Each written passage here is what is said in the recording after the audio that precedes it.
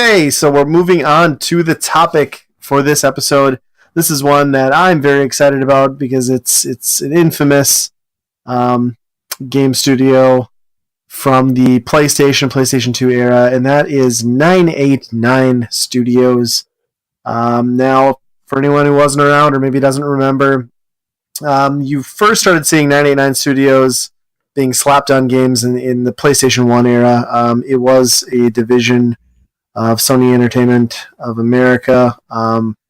And I don't know, what would you guys say? I mean, this was maybe like the last half to third of the life of the PlayStation, kind of just after it had really taken dominance. I feel like is when you started seeing 989 on stuff.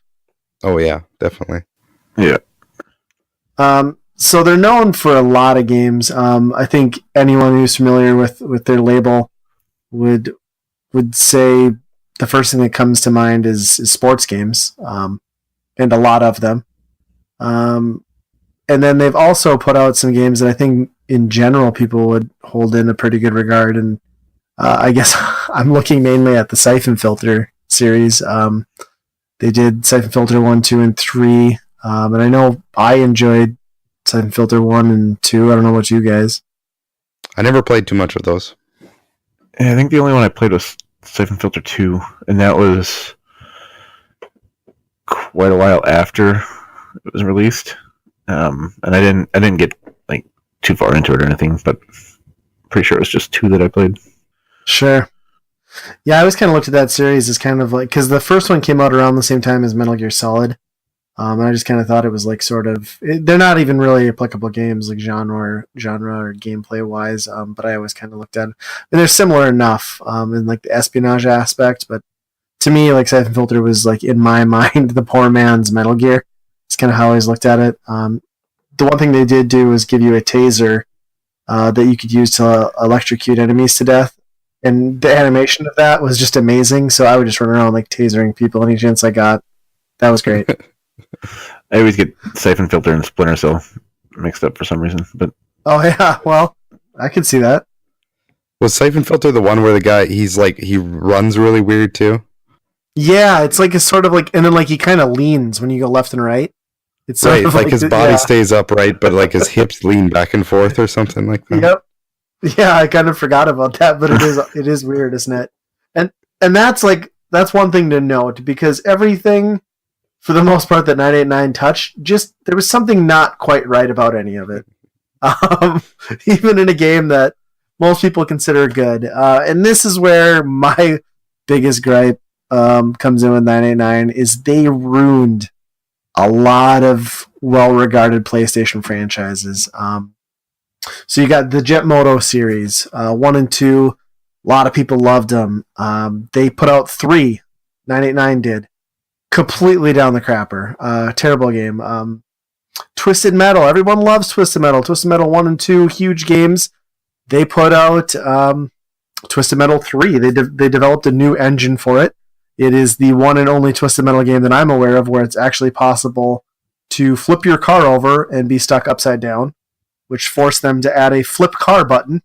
That was definitely a much needed addition to Twisted Metal. I think we were looking at review scores earlier, and I think Twisted Metal 2 ranked on average about 8.5 from critics, with Twisted Metal 2 dropping down, or Twisted Metal 3 from 989 cutting that nearly in half.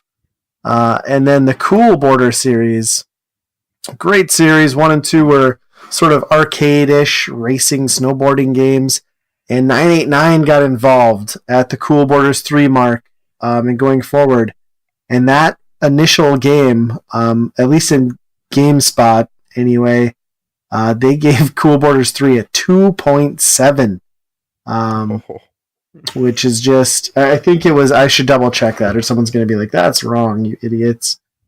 So I'll Google that while we're talking. But I mean,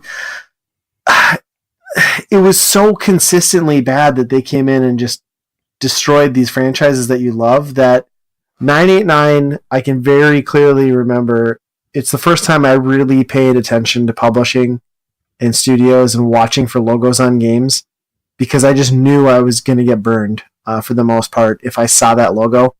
and I just cringed if a game booted up and that 989 Studios came out at me because I was not in store. Nothing good was in store for me, basically.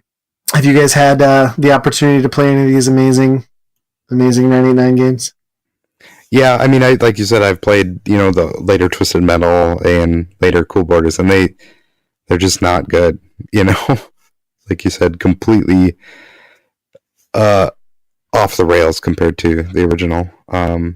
They did make a couple, like Running Wild, that I have heard positive things about. I have not played too much of it myself, and like something like Bust a Groove is not really theirs. I think they just published it, right? So I don't know if that really counts as a good game from them. Sure. That's where it does get a little bit murky because, I mean, a lot of these they did develop themselves and a lot of them they just published. But I could see Sony also saying, like, this game isn't looking too hot. What if we publish it under 989? Right. And that's, yeah, I mean, exactly. So did I say that Cool Borders 3 got the 2.7, or was I talking about Twisted Metal? Cool Borders 3. Okay, yeah, so I was wrong. It was Cool Borders 3 got a 4.9, which is not great. It was the Twisted Metal 3, I believe, that dropped down to a 2.7 on GameSpot. I'm going to confirm that now, so I'm not wrong again. But I think I've played the Jet Moto and the Twisted Metal one. I probably played a Cool Borders, either 3 or 4. I'm pretty sure it was 2 that I had at one point, though, and that's the one that I really liked, but that was before they touched it. Man, I'm so wrong. Twisted Metal 3 was 4.7. So that leaves Jet Moto 3 must be a 2. Okay, we're going to find this out. Preston. This is probably what NFL happens Extreme. when you don't oh yes, you're right. It was Extreme NFL Extreme. It was Extreme 3 or 3 Extreme that dropped down to a 2.7. That's right. Oh, okay. Was it 3 Extreme or NFL Extreme? Because you were talking about NFL Extreme and Blitz. So that's another notable thing is like they tried to cash in on like the whole craze of Blitz and the success of those games. So they invented their own Blitz ripoff called NFL Extreme. And that was just, I remember playing demos of that. That was such a freaking mess, just disaster of a game. And they made 2 of them. NFL Extreme is actually like probably my 3rd PlayStation game that I owned. Oh my god. Sorry. I mean, I played it a lot, but it wasn't very good. But I because played it you a had lot. to, though. That's not good. Yeah. I remember going to a friend's house and they had Blitz. I'm just like, oh, go home and play this game. I mean, I'm guessing that's where the majority of people are going to know 989, like you said, is through the insane amount of sports games that they were putting out. I mean, you just don't see sports games like that anymore, where they were hitting everything: NFL, NCAA, NHL, MLB. Every single sport, Formula One, like even racing games. Yeah, there was. I mean, it's weird now because the landscape has changed a little bit. There aren't as many annualized sports franchises, but like back then, there was like probably 4 different basketball games a year, like 3 different Major League Baseball franchises going. I mean, yeah. And these guys just contributed to that whole like sea of like overload of sports games. The amazing collectible stuff. Yeah. Mm-hmm. The pride in anyone's collection. Sports games. Subset complete. For the PlayStation. Yeah. The one game that I laughed at quite a bit was Game Day 2000. There was a game that I had just put it on the easiest, just run up score. And I think it was like 256 points or something I scored. And really? They scored 53. Or no, 256, and then they scored they scored 57 points. So I had 256, and they had 57, and they won because it reset at 200. So I only had 56 at the end instead. Yeah. Lost by That's 1 good point. programming. Yeah. Let's not set the integer for 3 spaces. Just Roll it over. Oh, wow. They did survive a little bit into the PS2 era, right? I mean, I remember a cool Borders game at least. Yeah, when they got to the PS2 era, they switched it over to years. I suppose to them it made sense because they were annualizing all their other sports franchises and just putting a year behind it. So I remember there was like Cool Borders 2000 and 2001, and then I think it just died after that. Yeah. But looking at their published games, I mean, once you get out of PlayStation 1, they go strictly to sports. Well, for the most part, there's a racing game here or there. But yeah, I mean, we're looking at games published into 2004, 2005-ish. Looks like Gretzky, NHL 2006. So they had quite a few games that would have made it into the earlier part of the earlier to mid section of the PlayStation 2 run, which is kind of crazy. And then the one thing that caught my eye when I was looking at this list of games, like they have a small, from the wiki we found this on, there's a small section of unreleased games. And one of them is Warhawk 2, which is kind of the only one that really jumped out at me because that's kind of a notable sequel. Warhawk was an early success on the PlayStation. A lot of people held that in pretty high regard. So the fact that they were working on that, presumably at the later on in the PlayStation or early PlayStation 2, is kind of impressive because Warhawk didn't see like a dusting off until that sort of multiplayer online only reboot on the PlayStation 3. Right. Yeah, they must have thought that it was too valuable of a brand to hand it over to them yet. Yeah. They might have had a little common sense after all, huh? Yeah. Although what Warhawk became on PlayStation 3 wasn't anything worth talking about, I guess. I think most people bought it because it came with that free headset. Yeah, I bought it because it was on sale. So I don't want to alarm you guys, but there was just news this week that Sony has filed a trademark for Syphon Filter. So are we looking at the return of 989 Studios? Oh my gosh. It's the apocalypse, isn't it? Huh. That's a scary thought. What's Cardinal Sin? Has anyone played this? It's a fighting game, I think. Really? From these guys, I'm sure that was just amazing. Yeah, this is kind of a light topic. It's mostly just 99 Studios was awful. I mean, they're the shining example of like when you could pick out a publisher, buy their logo, and just know you were in for nothing good. LJN and 989 might as well be the same. Like they're the same level of filth, in my opinion.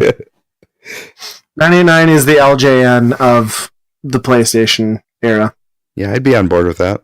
Without a doubt. I mean, they had... the thing is like... So when you're looking at like the Jet Moto 3s and like the Twisted Metal 3s and the 3 Extreme... I think 3 Extreme, you're right, Justin, that was the one that got a 2.7. Those games, like the engine that 989 used was so poor. They were ugly. They just... Like, I just remember the textures on the polygons in Jet Moto 3 were just hideous. And like some of the most just disgusting warping I've seen in a PlayStation game. I mean, it's just so bad. And the fact that, Sony allowed them to just take these, like, back then high-profile games and just muddy them up so poorly is just kind of mind-blowing. I mean, there's probably a reason you don't see, like, these games anymore. I mean, there's not been a Jet Moto game since that one. Twisted Metal came back, with Black, but that franchise was damaged pretty well for the later half of the PlayStation. And 3 Extreme, like, that's just complete and utter trash. The Extreme series, 1, 2, 3, garbage. I think, was it Rallycross 2? Yeah, that one's good. That one, yeah, I think And that was they pretty did- good, if I remember Yeah, correctly. that is on their game list. So they got driving cars down okay in a racing game, just not in a car combat game. Maybe that's what they did, was like took the Rally 2 engine and then used that to build the engine for Twisted Metal 3, and that's why it's so terrible. I think we're all on the same page that we certainly don't miss them. No. I still am traumatized every time I load up a sports game thinking I'm going to hear it, so... Yeah, I was just gonna say, like, even to this day, like when I'm collecting, like I just like my hand pulls back when I reach out for a game and I see that logo on it. It's just not. It's not good. It scarred us all for life. Everyone in that PlayStation era, growing up and being subjected to that bullshit. So, I do feel like we have to hint at 343, though, right? yeah. I mean, that is our conspiracy theory, right? Is that 343 is comprised of roughly half of 989 Studios? Because it's sort of the same situation. Yeah. At least they waited till the fourth sequel to ruin a franchise.